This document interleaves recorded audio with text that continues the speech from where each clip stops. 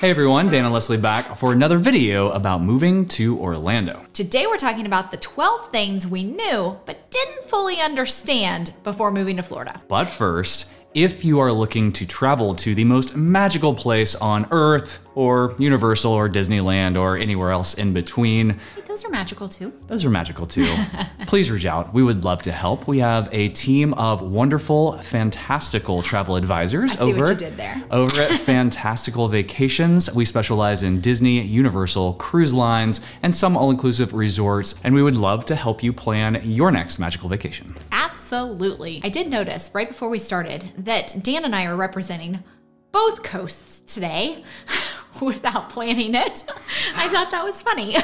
We are gonna dive into the things that we knew. I mean, we've talked about these on previous videos, but we didn't really fully understand until we actually got here. Number one is the HOA. Now, we understood all good and well that there were lots of homeowners associations down here in Central Florida. You get into Orlando, really any neighborhood that has some of the amenities that most of these neighborhoods have, like pools and tennis ball courts and basketball courts and all kinds of stuff. Like some of them even like mow your yard for you, but they all have homeowners associations. There are areas that don't, but most of the neighborhoods, they're gonna find these things do. We do as well, and we didn't realize exactly what that meant. We knew that they were necessary for the upkeep and to maintain the value, so you don't have like cars sitting on blocks in your neighbor's yard and lots of like trash just hanging out and junk in the yard and everything. But we didn't fully understand the implications until living here for a while. Yeah, it gets a little tough, like, because we knew that you had to have things approved if you're gonna change things and all of that. And we were totally fine with that. The process, and I'm sure it varies amongst different HOAs, but the process of getting those things approved can be very long and tedious. We've been trying to get a clear sealer approved just to put on our driveway, and it has taken 3 months and they still haven't even addressed it in all of their meetings. And they keep coming up with excuses of why they haven't, but it's like, really? So it is a process, and just understand going in, knowing if you want to make any changes to the outside of your home that you're not willing to just rip out if they say you weren't allowed to do that, then it's gonna take a while. The next thing that we knew about but didn't fully understand was the weather. And it's amazing. I think we both had a little bit of fear like going into the summer because we've heard people say like it takes so much to get acclimated to it and it's horrible and horrendous and awful and all of these things. And we might be weirdos, but we kind of love it. We kind of love it. And we had been down here a lot in the summer when kids were off school, going to Disney World and Universal and that kind of thing. And we knew that it did rain a lot in the summer, but you can almost set your watch by it. Like almost every single afternoon, you are getting rain showers sometime between like 2:30 p.m. and 5 p.m. Somewhere in there, there's generally a rainstorm that's gonna come through in the summer months. Another thing that we knew was a thing, but we didn't really know what to expect with the weather are hurricanes. And this was a huge fear coming down, honestly, because hurricanes are a big deal in a peninsula state that is jutted out in between two oceans. We've been through 2 of them. We went through Ian and we went through Nicole in 2022, and just like it did have a massive impact on the state as a whole. But being in Central Florida, you are pretty insulated from the Atlantic Ocean and the Gulf of Mexico, where there's hurricanes come in. And even though we were kind of in the direct path of both of those, we didn't have a ton of extensive damage or anything here in Central Florida. There were some areas that had flooding. There were some wind damaged homes here in our neighborhood, but we only lost power for about 5 hours on Nicole, didn't lose power at all for Ian, didn't have any massive damage to our home. So just know if you're moving to Central Florida, that is less of a concern. We were pretty worried about it, but probably a little more than we needed to be. Last about the weather is the sunshine. There's so much sunshine here, and it's just, it makes your mood happy. So and good. You don't realize sometimes whenever you live in a dreary place or whenever like you go in the winter months and it's so gray, how it can affect your mood. But whenever it's sunshiny here, I just feel like I want to be out and active, and I'm happy and cheerful, and I just love it. Number 3 is our social calendar. We knew that coming down, people would come down to visit and we would get to see them occasionally, but there are so many people that come to Florida on a yearly basis that we know, that we interact with, that are clients of Fantastical Vacations, that we work with on the travel agency side, that we have been friends and family with forever and a day. Yeah. And it's just it's number one, it's really, really fun to see all those people. But number two, it's a little bit overwhelming because we just can't see them all. And so people will reach out, and we honestly feel bad when we say, I'm sorry, but we've got XYZ. We have to work, or we have a kid thing or something, and we can't see those people. So we do try to make every effort to meet these people in parks and whatnot, and it's super fun. And it's honestly a great thing because we weren't that social where we came from in Oklahoma, and we are super social now. But now we're kind of having anxiety about it. Like, we can't see everybody. We have to tell these people no. And just know that your social calendar will fill up. It'll fill up. Number 4 is taxes. And so this is a thing that it wasn't going to hinder our move to Florida. There are higher taxes and there are lower taxes, at least from where we are from. And so lower taxes, number 1 is sales tax, if you can believe that. Even being in a tourist corridor, the sales tax here in Orange County is only 6.5%, which is phenomenal. Really where we're good. from, it was over 8.5% in Oklahoma. And so we have lower sales tax here, which actually kind of offsets some of the prices at some of these tourist destinations.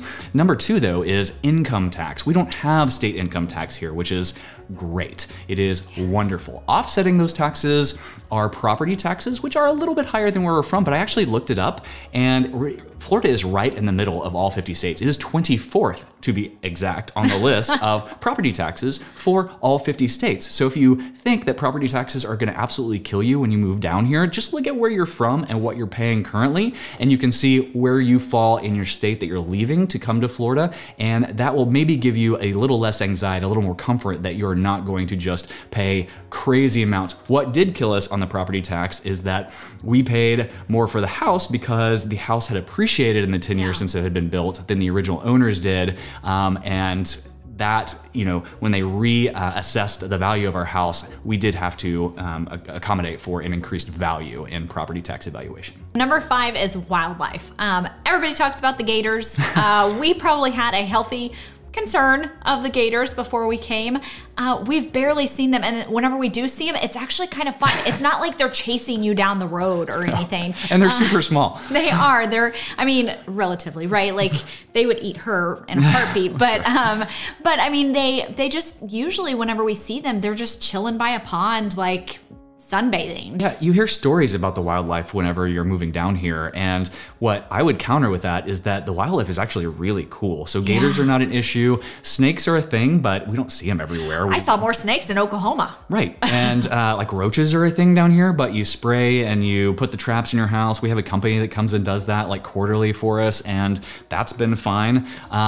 Honestly, it's really cool seeing the other wildlife. We have seen bobcats, we have seen hawks, we have seen wild turkey running around the neighborhood here. There are deer that run around. There are so many birds that are so cool. Like weird looking birds, like crane things with these little red gobbly deals. Just walking down the street, no big deal. Yeah, Just and they do out. this little like thing where they spread their wings. That's what they do. They'll sit there and they'll like open their wings up. I guess that's how they cool off or dry off or something. So it's hilarious. Number 6 is insurance. Now, this is a little bit of something that gave me stress before we were moving down here, because I knew that the auto insurance and the property insurance was going to be higher down here. It wasn't as bad as I thought it was going to be. Until we tried to add our 16-year-old son to it. Yeah, that's a fact.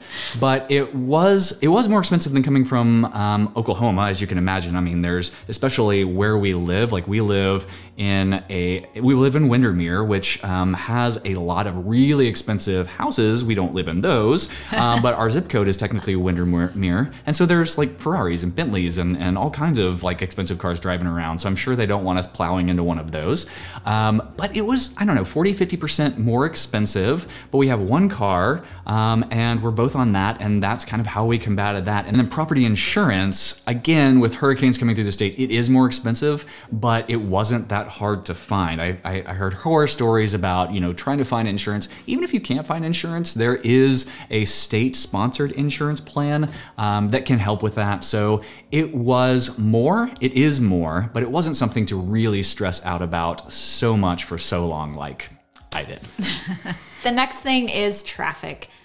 drivers are crazy here. And we had driven down here in this area multiple times, like whenever we had come on vacation, but usually whenever we came for vacation, we drove, we parked, and we didn't drive again until we left. And so the traffic we saw was like the parking lot on the highway of just like the dead stop.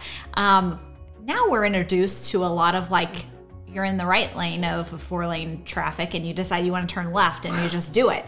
So those are the little alarming moments that are surprising. There's also a lot of construction. Honestly, that's not so different than Oklahoma. Like, I think they joked for a long time that the state tree of Oklahoma were the orange cones. Coupling onto traffic is number 8, and that is toll roads. This is something that I didn't anticipate at all. I knew there were toll roads here. There are toll roads in Oklahoma too, but there are toll roads everywhere here. So like they kind of go hand in hand with traffic, because to get anywhere relatively quickly here, you have to jump on a toll road. It is just kind of a necessity if you're going somewhere fast. Now, we love driving around. The scenery is lovely. Like, all of the landscaping here is so much better than where we came from. It's lush, it's tropical, it's beautiful to see. So if we're not trying to get anywhere fast, they have Spanish moss. So it's nice to just kind of leisurely drive around and take that in. And so if you give yourself plenty of time, it's not stressful at all. However, if you got to get somewhere fast, it does take a while to get there, and then you have to use a toll road. And so a lot of people will pay hundreds of dollars a month commuting back and forth with toll roads. So just make sure you understand wherever you buy a house and wherever you're going a lot, like work, make sure if there is a toll road in there, how much it is and how often you're gonna have to use it, and factor that into your monthly expenses. Number 9 is food. Now, we were excited about the food. We knew that there was a lot to be offered down here and like a lot of variety and diversity. I still have not grasped the level of diversity of food down here. And weekly I'm hearing about something different that I've never heard of before. And I'm like, add that to the list of things that I have to try, because there's so many fabulous places to eat. Number 10 is politics. So a lot of people think of Florida as a red state. And yes, we do have a Republican governor, and it is true, but it's also very, very purple. There are some very, very blue areas, and there's some very, very red areas. Now, it doesn't really matter which one you fall into. Just know that when elections come around, you will be bombarded with political advertisements, because this is a swing state. And so just understand that whenever, especially big election cycles, presidential campaign, just last year was midterm elections, and there were flyers, signs, we were getting mailers all the time, just everywhere. So just know, not so much red versus blue, just know that that will be a thing, and you will have to deal with all the political advertisements when that cycle comes around again. 11 is the number of activities to do here. We have touched on this before, and we were excited about this, but I still am blown away on a daily basis whenever I hear of something new. It's like the food. It's like my list keeps growing longer and longer and longer of all of the things that I want to do and squeeze in and experience, because there's just so many things. And number 12, last but not least, is the cost of those activities. Yes. It does cost a lot to do all of the things that we love to do. We knew it was going to be more expensive to go to Disney World all the time. We did factor that in to some degree. It is nice that we do not have huge Disney vacations that we were trying to do multiple times a year, and we can use that cost that we used to pay for thousands and thousands of dollars to stay on property to maybe go eat dinner and go to the parks and get souvenirs a little more often. Just understand that being in the parks all the time, if you have the time, does cost quite a bit of money. I think we have only been in the parks a couple of times in the last year where we haven't bought at least some item to eat or some sort of souvenir. And when you go 2 to 3 times a week, that adds up quickly. Yeah, it does. All right, so there you have it. Those are the 12 things that we thought we knew before we moved, but we didn't really fully understand. So if you are liking these videos, please hit that like and subscribe button so you don't miss the next one. And we will see you on the next video.